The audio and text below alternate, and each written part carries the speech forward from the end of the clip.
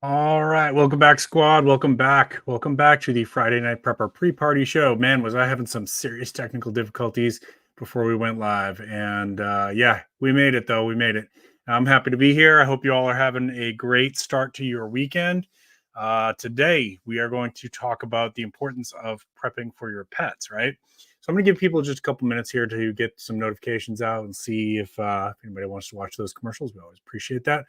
While that's going on, we'll do a little bit of housekeeping here. We'll kind of go through some of the channel rules and things like that. And yeah, so let's get started with the channel rules. So if I have mods tonight show up, I appreciate you all and thank you. You always have full permission to, man, I get some crazy shadow effects. That's going to bother me. Just going to have to deal with it. You always have full permission to put anybody in timeout or kick anybody out of the stream if they're being racist or sexist. Other than that, if you're watching this, just be kind to the mods, be kind to each other. You can always direct any criticism towards me. That's fine. In fact, I know people are going to disagree with my opinions, and that helps me to grow as a person too. So if you got something constructive to say, please go ahead and say it. If you get anything of value out of tonight's stream, go ahead and give me a thumbs up. If you hate me, go ahead and give me a thumbs down. It's okay. Appreciate the feedback either way. And I thank you for giving me a little bit of your time here to join us tonight. And thank you if you're brand new to the stream. We do have a big giveaway coming up, right? So the giveaway rules video is now posted at the front of my channel. So if you backed out of this one and you went to my channel, it should be the one that auto loads. So if you're interested in the giveaways, and man, we got some great prizes. You want to make sure you watch that rules video. It explains everything you need to know. Don't say I didn't know. It's been up there for a couple weeks. We're still probably a couple weeks away from the giveaway, so you got plenty of time to go watch that. But I just don't want to hear oh, I didn't know that was a rule, because I'm not going to be able to help you folks. And I don't want you to miss this. There's going to be some awesome stuff coming up. Mirror Safety is giving away a gas mask. Jace Medical is giving away a coupon code to get your medical assessment so that you can get your base Jace case, your emergency antibiotics. Got another one to show you tonight. This came in today from our friends Wazoo Survival Gear. So you all know Wazoo Survival Gear. They make some of the best survival gear in the in the world, right? Thank you, everybody. I see a couple people popping in. Wayne, Dave, John Camper, Apple Tree. Appreciate you for joining me tonight. So Wazoo Survival Gear, I've been working with them for a couple of years now. Actually, they're one of the first companies that I started working with. And Dustin and Nick, the co-founders for Wazoo Survival Gear, I've actually met a few times. I've got Dustin's phone number. We've talked on the phone a few times. The guy's actually given me good career advice. So I consider them friends. And they donated for my 5,000 subscriber giveaway. So what did they send? Well, two things, and this is going to be packaged as one prize. But the first one is the Wazoo Survival Gear Viking Spark. Now, I know on the front you can see that it's got the Whetstone for sharpening your knives, but behind it, and I don't want to open this up because this isn't mine, it's going to go to one of you. Behind it, it's got the ceramic spark start so you can start a fire with this, and you can sharpen your knives. Let me show you on the back there. So right there, that's what it looks like. So this is, I don't even have this one. I've got the Whetstone and I've got the spark, but this one is a combo. So I don't even have this one, but you all are getting it. And that's not all. But that's not all. They also sent one of the foraging bandanas, right? So I did a whole video on this a while back showing you how to use this. This is a real cool piece of kit. This is always in my hiking bag when I'm hiking. So they sent a foraging bandana as well. This is going to be another one of the prizes at our giveaway. Folks, you don't want to miss this giveaway. This is the most epic giveaway that I've ever done. All right. I think that's it for housekeeping stuff. Let me check in with chat real quick, and then we're going to get right to this. Lazarus Long, thank you for joining us. Appreciate you.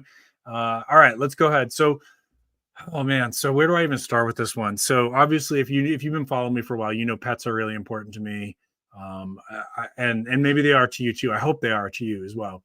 But recently, I put up. You guys know I participate in some of the survival and preparedness forums on Reddit and on Facebook. I've talked about this before, and sometimes I'm posting incognito, and sometimes I'm posting as prepping with Sarge. It just kind of depends on my mood and what do I want to interact as me, or do I want to kind of see how people react to my posts when it's not me? And I put up a post recently, and basically the post was it was Sigourney Weaver holding her cat from the movie Aliens, and I had captioned it. It was a meme basically, and I had captioned it that Ripley knows how to prepare for her pets and to take care of her pets. If you're a prepper, be more like Ripley. And most of the people were in agreement with that. I got a lot of, thumbs up and hearts and people saying, yeah, we definitely prepare for our pets and they're part of our family. And I agree, my pets are part of my family. My fate will be the same as theirs. If my pets can't evacuate, then I don't evacuate. To me, it's like my kids. I wouldn't abandon them. And in fact, I don't have a lot of love in my heart for people who do abandon their pets. I'm just gonna be quite honest with you. And you can disagree with me. And I know livestock is different. I had chickens, and I know, that serves a different purpose. And maybe you've got cattle and you've got goats and things like that. And that's how you feed your family. I got no problem with that, right? I'm talking specifically about cats and dogs and stuff like that, right?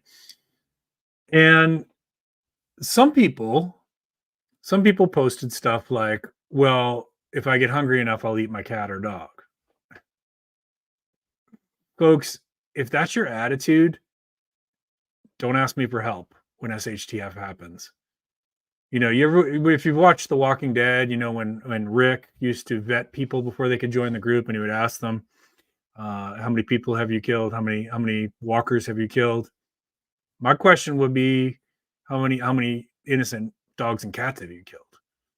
And if you've hurt an animal like that, a pet, I got no place for you. You're not welcome on my homestead. You're not welcome at my bug out location, and I'm not going to help you. I mean, I might, but but then I'm going to send you on your way because I'm too nice of a person, and that's probably going to be my undoing, actually. But honestly, like, here's the thing, right? We're in times of peace right now. I know things are chaotic. I get it, folks. But we're in times of peace. Like, you have all the opportunity in the world to prepare right now. And I'm going to give you 15 different steps that you can take to prepare for your pets. Honestly, if you did 5 of these, you're going to be in better shape than most people. But if you can't even be bothered to do these simple steps now, when we're in times of peace, what are you doing on a prepper forum? Because you're not a prepper. You're not a real prepper. Sorry. If you can't be bothered to put back a little extra cat food or dog food, you can't be bothered to have a plan for if you have to leave your property. If you haven't prepared enough food that you're actually even talking about now in times of peace that you would eat your dog or your cat, you're not a prepper, or you're not a good prepper. You're really not. And I'll die on that hill. And if you disagree with me and you want to unsubscribe, that's fine. Because again, I got no place for you on my homestead. Sorry. I feel really strongly about this. And I'm pretty open-minded about, teaching people preparedness. And I'm pretty open-minded about who I'll help. I don't care what your political affiliation is. I really don't. I'll help just about anybody. I don't care what your gender identity is. I don't care if you're gay or straight. I don't care what your religion is. I'll help just about anybody. But if you can't be bothered to prep for your pets, I got no place for you. Okay. So get serious about it. It's times of peace right now. We have abundant resources right now. There's no reason why you can't get this done. There's no excuse. This is a very important thing for me. This is something I take very, very seriously. So if we're not in agreement on this, that's okay. Sayonara. You don't have to stick around if my talk here offends you. But I feel this strongly about this, that I'm willing to put it out there and say, like, you and I probably can't be friends if you don't take care of your pets and have a plan to take care of your pets. It's just not going to happen. All right, before I go into my 15 tips here, let's go to your chat. Epicness to the maximum, right? Dove season. I appreciate you. Hey, Praxis, if you're still here, I know you're just popping in, but I want to team up. I want to do a collaboration with you. If you got some time, shoot me an email at businesswithsarge@gmail.com. I want to team up here. I couldn't eat my dog. Want to trade. My dog is my family. That's it right there. That's right there. That's how I feel, Wayne. No, don't worry about the spelling. I got you. Yeah, Practice. Send me an email. Would love to chat. Appreciate that. Yeah, and I agree with that too. I will say this though. Let me just jump in on that for a second, Dove season. You guys know that I've done some stuff where I've done some videos, not in a while, but a couple of years ago, I did some videos about like homelessness and like getting to know like the places in your area where the homeless camps are and how to approach them and how to talk to them and that kind of stuff. There's a lot of homeless people that have pets, and all the ones that I know, even though they don't have a lot of money to work with and they don't even have a home, these people are taking better care of their pets than they are themselves. They love their pets, and many of them will die before they get separated from their pets, right? So yeah, I mean, don't take on more than you can, right? Like, obviously, like it's like don't buy a car that you can't afford, right? Like, would I love to have a Hummer? Yeah, I would love to have a Hummer. Would I love to have a helicopter? Yeah, but I can't afford those, right? So I'm not going to take those on. And to some extent, even though it's a creature, not an inanimate object, I think that does apply. But I also have empathy for, I know a lot of the homeless people that I've talked to. Like that's all they got is their dog, and the dog helps them, and the dog is their companion, and the dog keeps them company, and the dog guards over them while they're sleeping. And I get it, I do. But those people, I'm telling you, the ones that I've dealt with, they wouldn't abandon their dog, right? So if you got a home and you got a job and you got resources, you don't have an excuse. You really don't. And you guys know my dog that passed away. I'm just going to go ahead and share this. Maybe this will help you understand why I'm so passionate about it. My dog that passed away, we adopted because somebody else abandoned her during a hurricane. They just left her to die and drown in the hurricane, and she was traumatized, and it took her a long time to get over some of that anxiety. She was very afraid of thunder and wind, and she hated the rain till the day she died. She hated it, but we gave her a good home. We loved that dog as if we had raised her ourselves, and she gave us love back, right? So this is one of the reasons why I feel so strongly about it. So I hope you appreciate that. All right, let's enough of my ranting. Let's get into some tips here, right? You guys are here for some tips, not to hear Sarge rant. So, number one, create an emergency kit for your pet with all the essentials, including food, water, medications, and medical records, right? Again, not hard. You should be able to do this now more in times of peace or in times of abundance. There's no reason why you can't get ahead of that one. Have 3 months worth of dry food and canned food if your animal likes canned food, 3 months worth of that stored. You can do that. That if you can prepare for yourself and your family, your human family, you can do that for your pets. Number two, and I'll check chat here in a minute. So if you guys got questions or if you have any other ideas you want to throw in here, go ahead and throw them in. Number two, have a sturdy carrier or crate for each of your pets, right? Labeled with their name. Oh, sorry, I didn't mean to leave that comment up. It's labeled with their names and your contact information. There's a possibility in an emergency, extreme emergencies, you could get separated from them despite your best efforts. Have a way for that, if that happens and somebody else finds them to get you reconnected, right? Number three, have a recent photo of all of your pets in case they get lost, if they get separated from you, and make sure that they have an ID tag on, right? Obviously, when our pets are in the house, we take their collars off if they want to be a little bit more comfortable, just like you might kick off your shoes. But if they're going in a vehicle, if they're traveling outside the house, those collars with the tags go on. Number four, know the pet-friendly shelters and hotels in your area and along the way for your evacuation route. Now, I want to pause here for a second.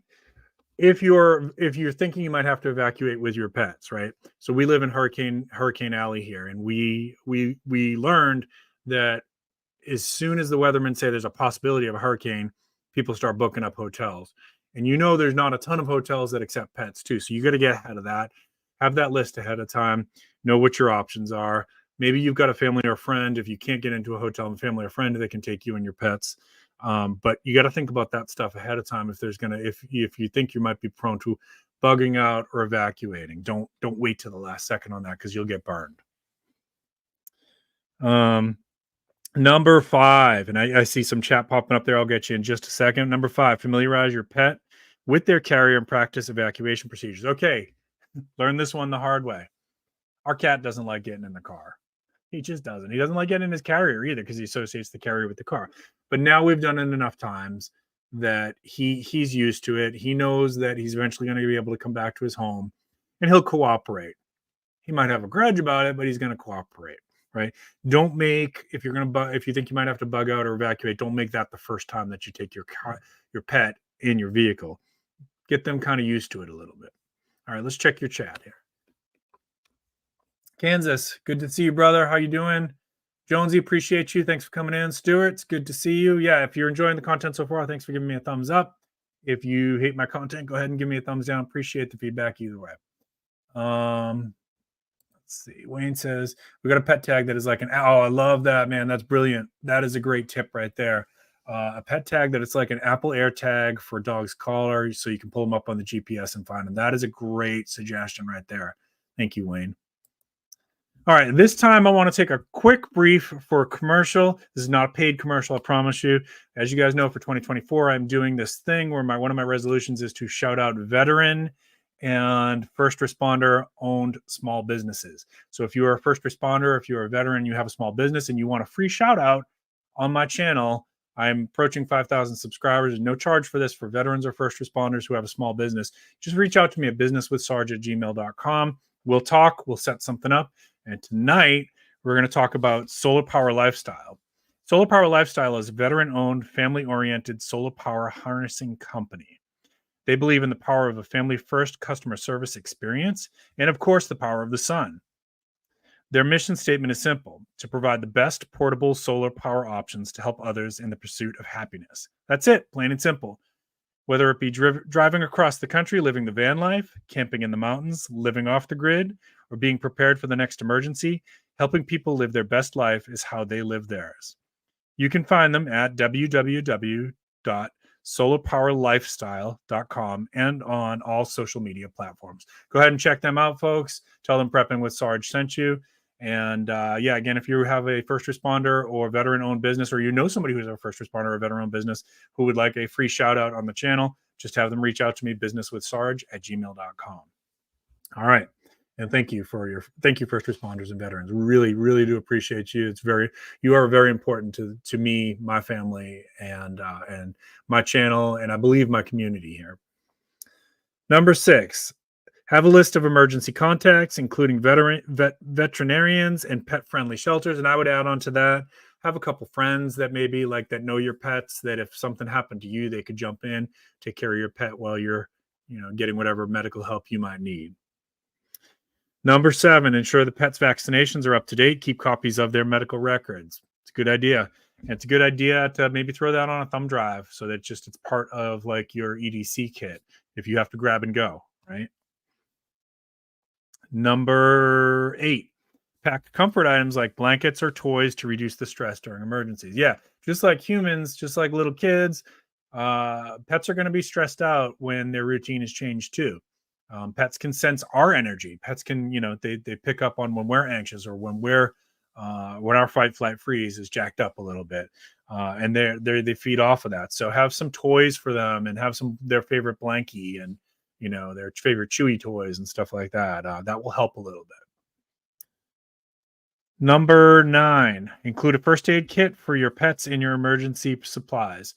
Now, this can be as simple as some gauze and some medical tape, right? You just, because if your pet gets some kind of wound, basically you want to do direct pressure and try to stop the bleed, right?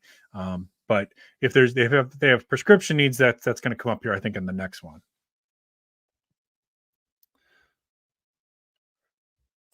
24. Oh, that's a good suggestion there too, Dove Season. 24-hour pet ERs. Yeah, so not all animal hospitals are open 24 hours. Find out the ones in your area that are and make a list of those, have them in your emergency contacts ready to go.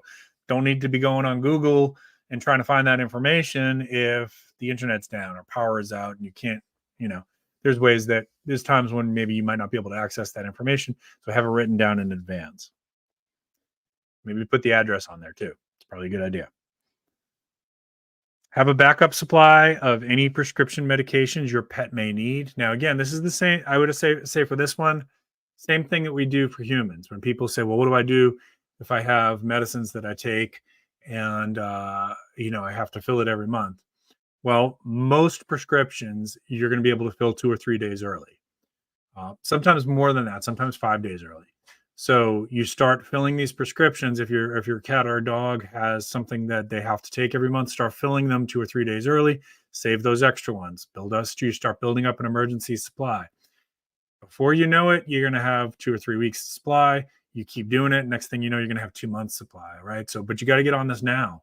Again, that's not a last minute prep. That's something you have to start doing now. Number 11, microchip your pet for identification. Keep the contact information updated. Yeah, I mean, we do. We recommend that. I know not everybody wants to get their pets microchipped, but it has helped recover a lot of pets and get them back to the family that they belong with. So in most cases, if somebody finds a pet and they bring it to an animal shelter, they're going to check for a microchip. And the microchip, all that does is it gives the information about the pet and the pet owner and how to contact the pet owner. So it's not a bad idea. Number 12, research local pet emergency clinics and their operating hours. That's what Dove Season was saying. Good job. Train your pet to respond to basic commands for safety and control. Okay, now this is kind of hard with some animals, right? Cats don't exactly like to be given orders. You know that, right? But dogs can be trained to sit, stay, come, and sometimes cats learn these things too. It just kind of depends on the cat. And cats will learn to do things like that if they feel like it. Dogs will do it because they're, the brain of a dog it's got more of a pack mentality. It wants to please the master of the pack, which should be you, right? Or somebody in your household. So that's why, it's easier to train a dog to do stuff like that. Now, cats will do it if they feel like it, but they do have the intelligence to do this. Believe it or not, bunny rabbits actually can be trained to do some things. I've seen some cool videos on that. There's actually people have trained their bunny rabbits to use a toilet. They can't flush, but they can go in the toilet. Pretty cool stuff, actually. If you think about it, they're a lot more intelligent than we realize. Number 14, consider your pet's specific needs, such as special diets or mobility assistance. Again, that's going to depend on, what the age and health condition of your pet is, but definitely you want to be taking that into account. For example, our cat is he's getting to be an older cat. He's got quite a bit of arthritis, but he gets medications for that, and he's doing okay, and he's still got a high quality of life. But we want to make sure that we've got a lot of soft blankets and stuff like that for him to sit on, to lay on, not to be on a hard floor. And of course his medications would need to come with us and that kind of thing. Number 15, last one, stay informed about potential hazards in your area and plan accordingly for your pets. So this is really important, just as every prepper should be watching the news periodically or listening to the news or reading the news, however you get your news, and multiple sources. We've talked about that before on this channel too. Like, don't rely on one source for your news, because all news sources in mainstream media, at least, have extreme bias, right? The level of their bias is going to vary in which way they're slanting their information, but have that, be checking different sources. I watch CNN, I watch Fox, I listen to NPR. I'll check a lot of alt media. I read stories from Reddit and Twitter, and what's interesting is, this is why I keep telling you guys, get on Twitter X or whatever the heck they call it these days, is there's stories that are getting on there that should be in the mainstream media that the mainstream media is hiding from you, right? Like the farmers' protest in France. If you're watching this right now, did you know that there's a big farmers' protest going on in France, right? Did you know how big the issue down in Texas is right now and what's happening? Because the mainstream media is not telling you everything. So you have to follow multiple sources and know what's going on in your area, know what kind of weather you're looking at for the next 5-10 days or whatever, and just stay on top of that. That's part of preparedness too, is to stay knowledgeable and get information from various sources and use your critical thinking skills, right? So if Fox News is saying one thing and CNN saying something else, that's why God gave us a brain, right? Take both of those information, look at some alt media, make up your mind. Which one, what do you think the true story is? Where part of prepping is critical thinking too, right? Like, so don't just believe everything at face value. Although I know there's people who would like that. It's your job to think critically and do some fact checking and to do some digging. And it can be fun, because like most of the time the stories you get on one channel is really only telling one side of it.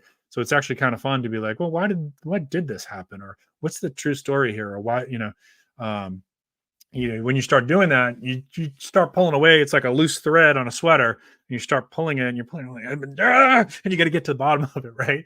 Like you just keep pulling, and you're like, I got to see what's there. And it can be fun because you usually will find out that you didn't get the whole story. Let's talk about that for a second. Let me check chat, and I want to come back to that point because I got a great example for that for today. Susan, thank you so much for joining us. Having evacuated several times because of hurricanes, crate training your animals. Absolutely, and welcome. I don't know if I've seen you comment before, so welcome to the channel. Bacon, smart people teach their pets to do what they need. Wise people teach their pets to teach the pets of the neighbors. The more you know. There you go. How you doing tonight, Bacon? Apple Tree. The best news sources have been meme apps for me. Yes, sometimes that's true too, right? Let's talk about this, and I think this is where I'm going to end it for tonight. I know this is kind of a short stream. So there's a story in the news right now about an execution that went on in I think Georgia, right? Was it Georgia? Was it Georgia or Alabama? Let me know in chat. And this inmate was basically a mask was put on his face, and as his execution, he was made to breathe nitrogen, like pure nitrogen, which will kill you. There's so much misinformation that's going on. So you've got all these human rights groups coming up and saying, "Oh, this poor guy, this poor murderer that killed somebody, and how inhumane." And what? Well, listen, folks. I don't know how I feel about the death penalty either. That's one of the issues that I'm truly undecided on. I have mixed feelings about it, but I will say that there's some misinformation out there. For number one, nobody's talking about the victim. All these mainstream media sources with their like how cruel this was, how cruel this was, how cruel this was, none of them mentioned the victim that he stabbed repeatedly for $1,000. This guy was not a nice guy, okay? But you gave glory to him. And you created empathy for him, the murderer, right? This is why you need to go past the mainstream media and get the full story. This guy was a sick man who took $1,000 to murder a woman with repeated stabbings, and he had accomplices with this too. And by all accounts, this woman was a great woman in her society. She was a kind woman. She helped people. She had 2 children who loved her. But he's the victim? Come on. Do better, mainstream media. You're really sick. You're really sick sometimes. And here's the other thing. They're putting out all this misinformation, like his body was convulsing. That does not mean that he was in pain. It does not mean that he was conscious. There's an involuntary reaction that will happen as the body is deprived of oxygen and the brain is deprived of oxygen, right? So when you get nitrogen in the brain, and if you've ever been to the dentist, you had a combination of nitrogen and oxygen if you had nitrous oxide. So the difference here is the oxygen is taken out. But when you get oxygen go into the brain, it creates a euphoric state of bliss. And you very, very much don't care about if you can even feel pain, okay? The misinformation out there, well, he was convulsing, so he must have been in pain. No, we don't know that. There's actually no scientific proof of that at all. Now, you could say there's no scientific proof that he wasn't in pain, and that is true. That is true. We don't know because this was the first execution of its kind.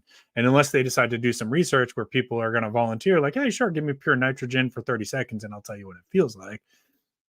Maybe some people would volunteer for that. I don't know. If you pay them a lot of money, probably somebody would. But there's no evidence of this. And if anything, what we do know about nitrogen in the brain is it creates an altered state of consciousness where a person will get this euphoric bliss. And whether or not, you want to believe that or not, because you're against the death penalty. Okay. I get that because I'm not sure myself, but you twisted this in a way that you made him look like the victim. And that's a shame because he is not the victim here. And people are saying he paid his debt to society because they already tried to execute him once and it didn't work. No, his debt to society, as determined by the court and a judge, was to be executed. Whether or not I agree with it or you agreed with it, that's the sentence. Okay. So if you're out there and you're listening to this and you're against the death penalty, fine. I agree with you. I well, I don't know if I agree with you, but I understand your point on this. I get it. But when you're putting so much focus on the murderer who heinously stabbed a woman to death repeatedly, first stab didn't kill her, by the way. So did he stop? No, he kept going for $1,000 because that $1,000 meant more to him than that woman's life, right? Who's the victim here? She is, not him. Okay. So mainstream media, trust it as far as you can throw it. You can listen to it and you can make your own decisions, but I'm encouraging you to dig deeper. And maybe look that story up. Maybe look up what this guy did before you get all up in arms about, how cruel this was. And ask yourself, was he kind to her? Did he stop his judgment of her after the first stab?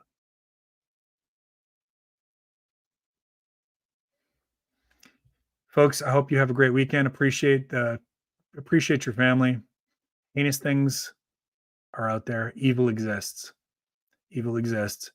And we don't know what's going to happen. We really don't. This is another reason why we prep. Let me check your chat one more time and then I'm going to call it a night. All right. Critical thinking, hey, it can be fun. There you go, Bacon. By the way, if Bacon usually goes live on Friday nights, make sure you check his chat out. He really has a fun group of people on there. Bring a beverage, bring a sense of humor, and I promise you're going to have a good time. He's on very late for me, though. I'm one of those East Coast people, and I have a hard time staying up, so I watch it in the morning.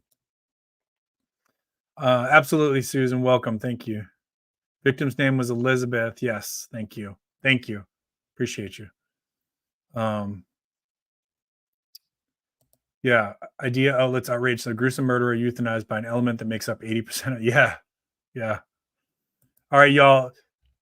Make sure you enjoy your family, enjoy your time. Life is short. We don't know. We don't know how much time we got. There is evil out there, but there is a lot of good out there too. And I know that a lot of people out there that is watching the stream right now, you are the good people. You are the people that is fighting against the evil that's in society. And part of that is also helping our friends and our family and our neighbors to learn about preparedness. So make that part of your plan too, is to teach somebody, right? I know nobody wants to tell people they're a prepper. Nobody wants to tell people this, that I've got some canned goods stored up. Start that conversation with, hey, are you worried about the what's going on with the economy? Hey, are you worried about what's going on, in the Middle East? Are you worried about the attacks on our aircraft carriers? You kind of get a sense for it if you have those conversations, and then little by little you ease into those waters, right? Like, hey, how'd you make out on that last power outage we had? Did you guys have enough flashlights and stuff? Eventually you'll know if you can trust them or not, but that's how you start those conversations, right? We got to get more people prepared. You know that, right? Keep planting your seeds, keep stacking your silver. This is Prepping with Sarge. Have a great weekend, everybody.